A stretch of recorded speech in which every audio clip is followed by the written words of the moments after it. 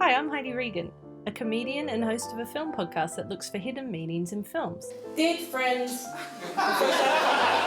I've modelled my way of analysing films entirely from the Da Vinci Code, which says that everything is an anagram. Is it another anagram? Or a hidden symbol that means something about Jesus. This is the original icon for male. This is exact opposite. This is called the chalice. How Jesus and Mary appear to be joined at the hip and are leaning away from each other as if to create a shape. Leonardo gives us the chalice. So I was watching Big and I suddenly realised Tom Hanks is in Big and Tom Hanks is in the Da Vinci Code. The first rule of Film Club is nothing is a coincidence. So what's the secret message in Big? I'm glad I asked. Big begins with 13-year-old Josh Baskin living in the peaceful suburbs that are like the Garden of Eden. Josh is told in front of a girl he likes that he's too short for a fairground ride. Embarrassed about this, he confides to a creepy machine, I wish I was big, a machine that he describes later as, it was called a Zoltar machine. It had this bobbing head that looked just like a devil. This devil/Zoltar says, I'm going to teach this 13-year-old a lesson about semantics, and instead of making him taller, makes him into a 30-year-old Tom Hanks. Overnight, he becomes an adult and loses his innocence. In the Bible, the devil tricked Eve into eating an apple from the tree of knowledge and losing her innocence. She then made Adam do it, and this is the original sin, and it's why women should be persecuted forever, and who can argue with that? So this whole opening is Adam being tempted by the devil to impress a filthy woman. And if we weren't sure of this, the director slaps us in the face, where right before he goes on the ride, we see Josh testing his manly strength in front of a big apple. Josh then runs away to hide in the big scary world of New York, representing his loss of innocence. What's the nickname for New York? It's the Big Apple. Josh then gets a job at a toy company where the boss is a kindly old man who goes every Saturday to the toy store to watch the children play because he realizes he's out of touch with the children. He sees Josh there and is entranced by his childlike behavior. Basically, Josh isn't Adam, he's Jesus, the bridge between a God who has lost touch with his children and the children who God has lost touch with. God needs Jesus to bring back the heart and soul, they're playing heart and soul, to his world. Here are just some more bits of evidence that Tom Hanks is meant to be Jesus here. From their first meeting, the boss/God constantly refers to Tom Hanks as son. When they meet in the toy store, Tom Hanks is pretending to be dead, and God wakes him up with the words, You work for me, don't you? I guess Jesus works for God, in a way. And if we weren't sure, the director again slaps us right in the face, very violently, where in their first proper meeting, they walk in front of a railway crossing. Jesus died on the cross.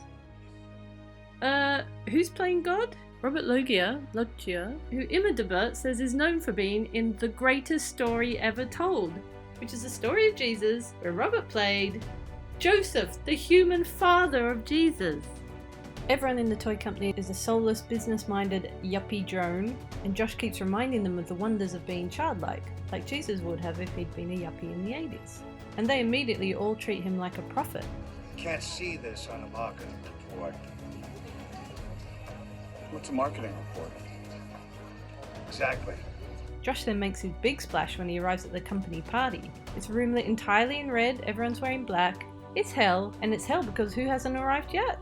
Josh/Jesus, arriving high above them all, shining in his white tuxedo. Yes, it's very angelic, but specifically, I googled it, apparently it's a transfiguration, a story in the Bible where Jesus and 3 apostles go up a mountain, and he starts to shine brightly, and the voice of God says, This is my dearly loved son.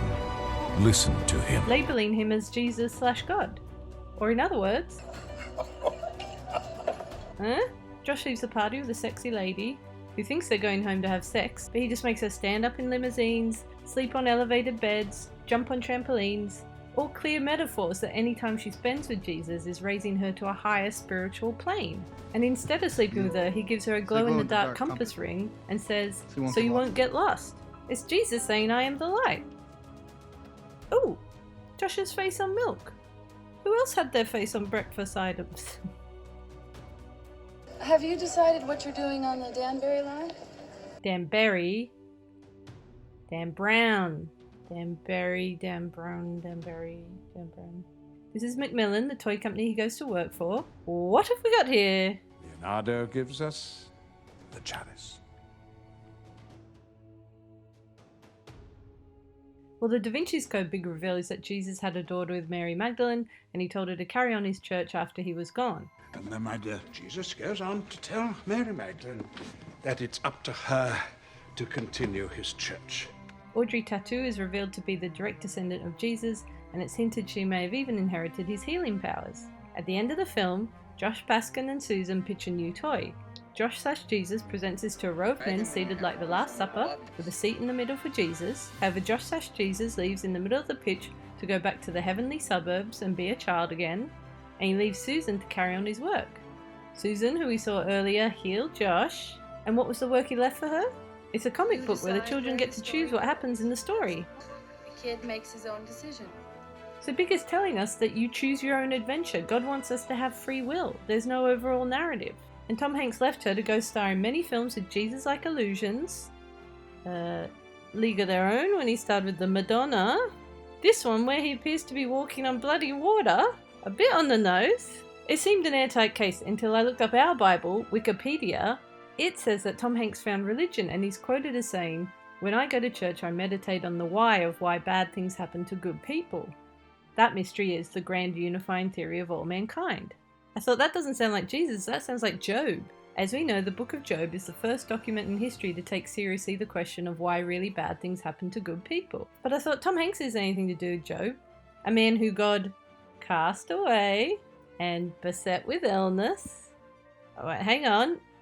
And I looked one last time. Tom Hanks' character in Big is called Josh Baskin.